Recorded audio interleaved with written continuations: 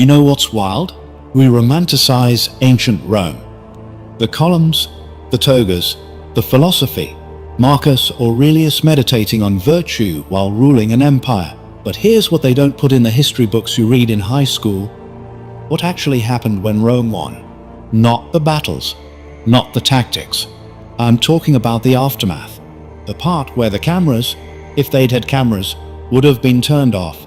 Let me paint you a picture. It's 272 CE outside Antioch. Queen Zenobia's army just got crushed by Roman legions. Her generals?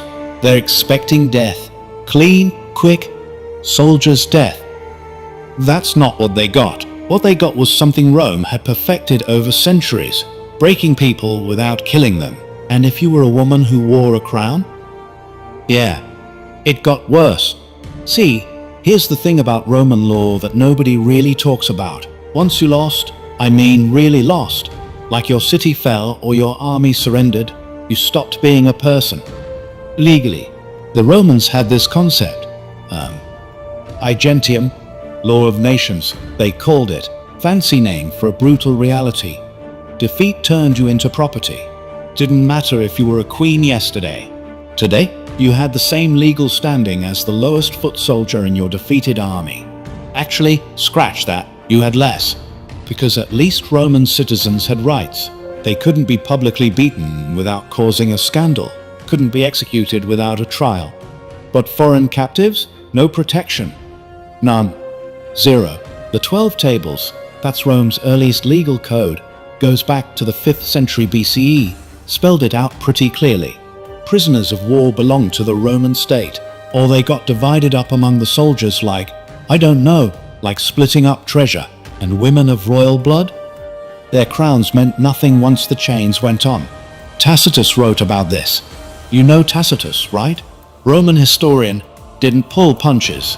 He documented what happened to defeated British royalty and noted, his words here, essentially, that Roman officials showed zero hesitation in degrading people who'd once commanded armies. And look, if you're finding this stuff as unsettling as I did when I first dug into it, if you want more stories from history that nobody talks about in textbooks, hit that subscribe button, because we're just getting started here, and trust me, it goes much deeper than you think.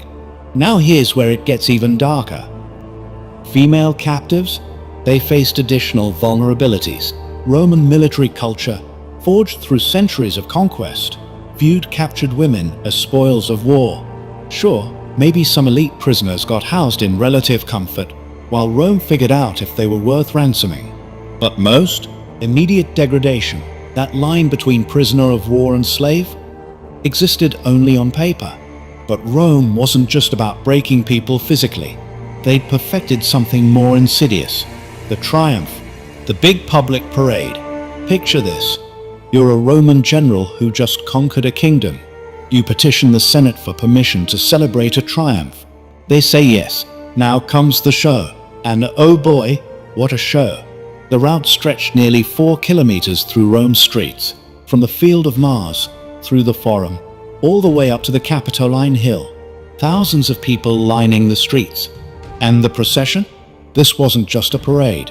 It was the ultimate power move.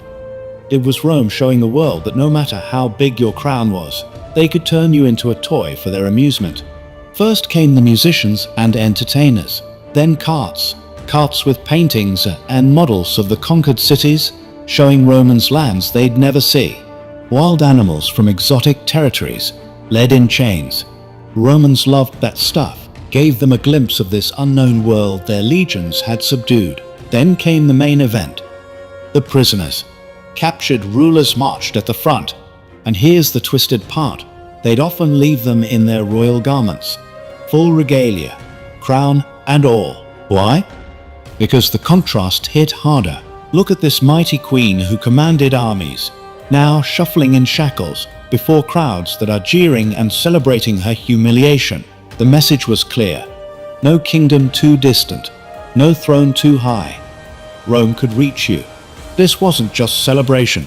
This was psychological warfare broadcast across the ancient world. Allies watched, enemies watched, and they all got the same message written in human suffering. For royal women, The triumph meant walking a gauntlet, while thousands of eyes stripped away every shred of dignity. The whole thing took an entire day. Slow march, so every spectator along the route could observe every detail.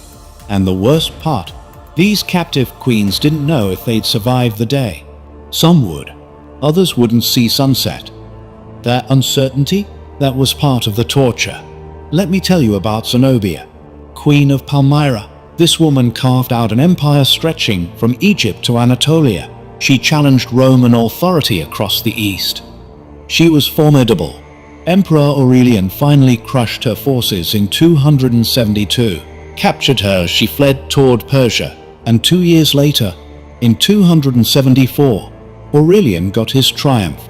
The Historia Augusta, that's a collection of imperial biographies written in the 4th century, describes what happened in detail, probably based on eyewitness accounts. And the picture it paints? Zenobia was adorned with jewels that caught the sunlight. They turned her into this glittering monument to Rome's power over the wealthiest kingdoms of the East. But the chains drew the most attention. These weren't simple iron shackles. Zenobia walked bound in heavy golden chains, so massive that guards had to march beside her to help carry the weight. Gold. They used gold specifically. The very wealth she'd commanded now turned into the instrument of her bondage. Her entire person had become a walking display of conquered riches. Sources say she maintained remarkable composure. Despite the weight, despite the hours of slow marching through hostile crowds, she carried herself with dignity. Maybe that's what saved her life. Aurelian, impressed by her bearing, or maybe just calculating that she served his purposes better alive, spared her the execution that awaited most captive rulers. He granted her a villa near Rome instead. Some accounts claim she married a Roman senator, became part of aristocratic society. Her daughters married into noble families. Was this mercy, or a more subtle form of humiliation? Historians still debate that. Zenobia spent her final decades as a living reminder, a monument to Roman power. Her presence in Italian society a constant demonstration that even the mightiest queens could be reduced to Roman dependence. Now let me take you back a bit. 60 CE, Britain. King Prasutagus of the Iceni dies. He left a will, clever will, he thought, bequeathed half his territory to Emperor Nero, half to his 2 daughters. Hoped this compromise would preserve Iceni independence while satisfying Roman demands. Strategy failed. Catastrophically. Roman officials, led by the imperial procurator Decianus Catus, ignored the will completely, seized all Iceni lands and property, declared the entire kingdom forfeit, and when Queen Boudicca protested, this is where it gets ugly. Tacitus recorded what followed. His father-in-law served in Britain during this period, so he had direct sources, and Tacitus, even though ancient historians usually danced around certain subjects, recorded this with unusual directness. Boudicca was publicly beaten. The Romans struck her with the whip. They didn't just want to hurt her. They wanted to humiliate her publicly. The Roman leather showing no mercy to her royal skin. To beat a Roman citizen required legal justification, procedural safeguards. To publicly beat a queen of an allied kingdom? That was deliberate humiliation. But the Romans went further.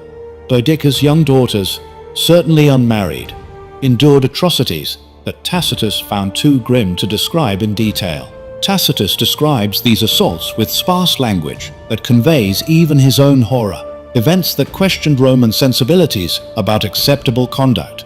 The abuse wasn't random violence. It was calculated degradation, designed to break the royal family and demonstrate Roman dominance. And it was public, performed before the Iceni people. The message? This is what happens when you question imperial authority. The strategy backfired spectacularly. Rather than crushing resistance, the abuse ignited a rebellion that nearly drove Rome from Britain. Boudicca raised an army that destroyed 3 Roman cities, including Londinium, devastating tens of thousands. Tacitus preserves a speech he attributes to her. She declares she's not fighting as a queen seeking to preserve her kingdom. She's fighting as a woman, avenging her abused body and the brutal crimes committed against her daughters. The rebellion ended in defeat at an unknown battlefield. Tacitus claims that when the battle was lost, Boudica refused to be a Roman trophy. She took her own exit using a hidden poison, choosing to die on her own terms rather than live in chains. Her daughters? Their fate goes unrecorded. They vanish from historical accounts after the initial violation, their stories lost to silence. Here's something else about those triumphs. As the procession wound toward the Capitoline Hill, captive rulers knew their journey might end at the Mamertine prison, the Tullianum in Latin. Ancient structure built into the northeastern slope of the Capitoline, Rome's final stop for notable enemies. While the triumph continued to the Temple of Jupiter, condemned prisoners were led aside. The Tullianum had 2 levels. Upper chamber was a holding cell, with the lower dungeon, accessible only through a hole in the ceiling, that became the execution chamber. In darkness and filth, Rome's enemies met their end, deprivation